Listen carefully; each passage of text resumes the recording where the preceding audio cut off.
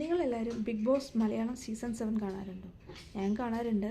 പക്ഷേ കഴിഞ്ഞ ദിവസം സാറ്റർഡേ എപ്പിസോഡിൽ RJ ബിൻസി എവിക്റ്റായി പോയത് എനിക്ക് ഒട്ടും ഫെയറായി തോന്നിയില്ല. ബിൻസിയെക്കാട്ടിലും കൂടുതൽ ഔട്ടാവാൻ ഡിസേർവ് ആയത് ശൈത്യയാണെന്ന് തോന്നിപ്പോയി. പക്ഷേ ശൈത്യ ഒരിക്കലും ഔട്ടാവില്ല എന്ന് എനിക്ക് ഉറപ്പായിരുന്നു. കാരണം വേറെ ഒന്നുമല്ല, ശൈത്യ അവളുടെ ലൈഫ് സ്റ്റോറി പറഞ്ഞിട്ടില്ലല്ലോ ഇതുവരെ. ലൈഫ് സ്റ്റോറി അത് അറ്റ്ലീസ്റ്റ് അത് പറഞ്ഞവരെ മാത്രമേ വിടൂ. അത് ഏകദേശം വീക്കായി കണ്ടസ്റ്റിനെ കൊണ്ട് ഫസ്റ്റ് ചെയ്യിപ്പിക്കുമെന്നൊക്കെ അതെന്തോ ഞാൻ വിശ്വസിക്കുന്ന ഒരു ഓഡിയൻസിൻ്റെ പോൾ അറിയണ പോലെ ഒരു കാര്യമാണ്. അപ്പോൾ ശൈത്യ ലൈഫ് സ്റ്റോറി പറയാത്തതുകൊണ്ട് ഒരിക്കലും ഔട്ടാവില്ല എന്നുള്ള കാര്യം എനിക്ക് ഉറപ്പായിരുന്നു. പക്ഷേ ശൈത്യയെ എനിക്ക് അത്ര വലിയൊരു കണ്ടൻറ്റ് തരുന്നതായിട്ടും തോന്നിയിട്ടില്ല. ഇപ്പം ശൈത്യയെക്കുറിച്ച് എനിക്ക് തോന്നുന്നത് അനിമോളായിട്ട് ഭയങ്കര ഫ്രണ്ട്ഷിപ്പായിട്ട് ഇരുന്നതായിരുന്നു.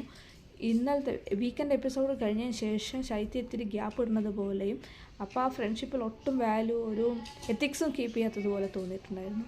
നിങ്ങളുടെ അഭിപ്രായം എന്താ? ശൈത്യ ഒരു ഗുഡ് പ്ലെയർ ആണോ? എനിക്കിതുവരെ തോന്നിയിട്ടേ ഇല്ല.